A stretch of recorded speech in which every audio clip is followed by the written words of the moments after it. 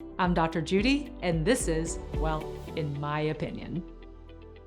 So today we're talking about, what if your partner's bad in bed?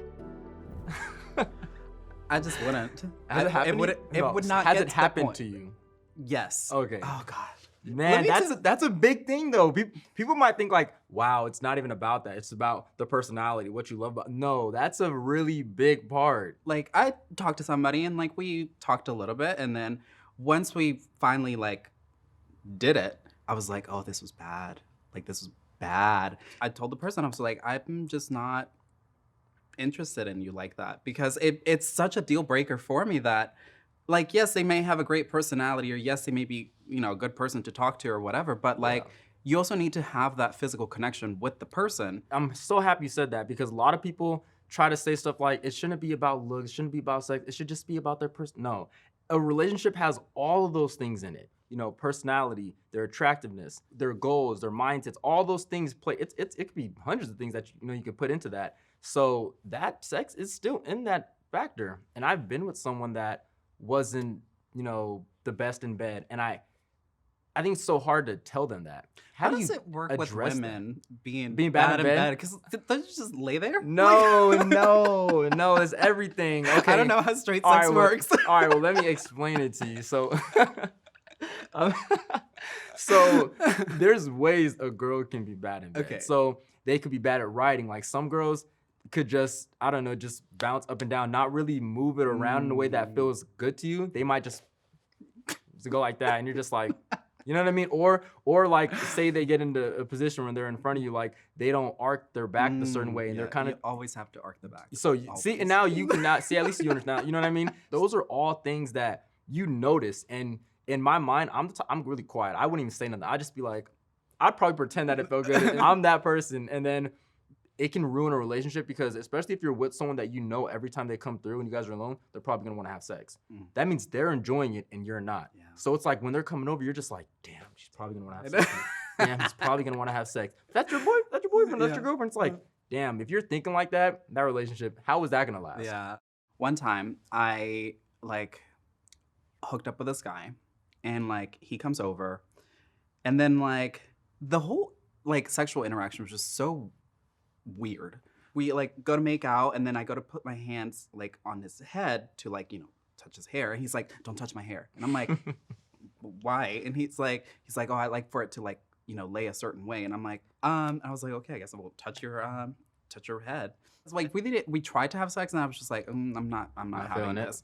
And then he left, and then he sends me a text, and he's like, had such a good time with you tonight. Can't wait to do it again. And I'm one like, of them? I'm like, oh my God. What good night did we have? Were we not having the same night? It's so funny how similar people are to each other, because I've been with girls like that were just, they knew that night ended bad. And then right after, they're gonna text me like, can't wait to see you again, baby. I love you. And I'm just like, what did I miss?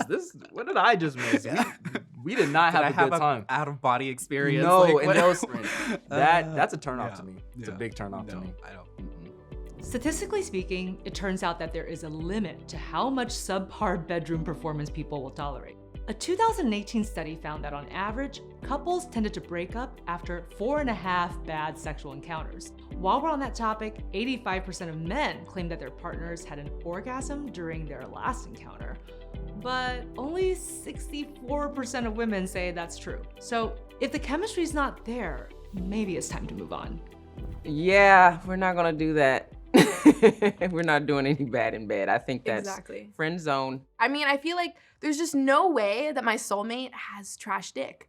I just know that it's just not possible. I mean, just it just wouldn't happen. You can be nice, but it's no, we don't mesh well. Or my favorite line is, we're not compatible. Maybe you're a freak in bed and you like all this kind of stuff, and your partner, maybe they're more lovey-dovey, they just want to make love, and just, they're really gentle. They're soft and And cuddly. that doesn't mean they're bad in bed. It just means, like you said, they're not compatible. So Right. I feel like it's just a wasted time being with someone that you don't have good chemistry with, because then they could find someone that they do have good chemistry with, and so could you. Right. So I you're think just wasting. you don't want to waste your time on that. So, I mean, I think it's a sensitive subject, Mm-hmm. but if they're bad, it's just like, yo, friend zone, boo, I can't do it.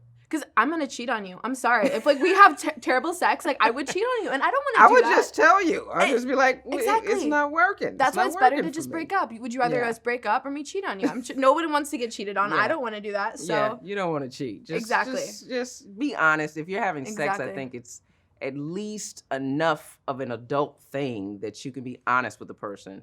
I feel like I shouldn't have to communicate things like that. Like you should just know. And if you don't just know to do certain things, then you're probably not the right person for me. Like there's certain things that should kind of be instinctual. Honestly, what I understand is a person doesn't know how to read your mind. You got to, if you think about it like this, two people have a lot of thoughts and a lot of things that are going on in their head all day. Now I got to read my partner's mind. It's like, no, I mean, they don't know.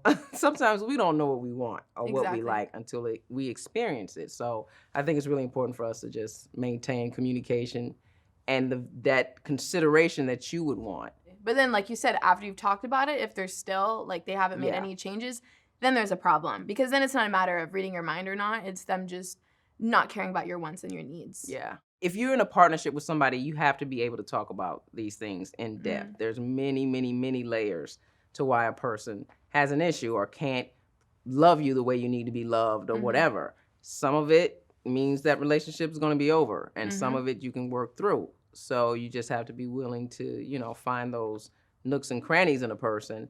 And if they're worth it, you'll, come out on top. If not, you separate. No trash dick for us. Only the top tier shelf. I like that. I think we all want to pretend that it's not that big of a deal, but it is a big deal when your partner's bad in bed. While people say that they might be willing to try to work with their partner, sometimes compatibility is sort of just a phenomenon. It's kind of like intuition. You're not necessarily wanting to work with them step by step. It's not a project. You should just feel natural when you're having sex and be able to enjoy it. I'm Dr. Judy, and this has been, well, in my opinion. Like and subscribe below. This episode is brought to you by Giddy, the source of sexual health and wellness news and information. If you have any sexual health or wellness questions, go to getmegiddy.com.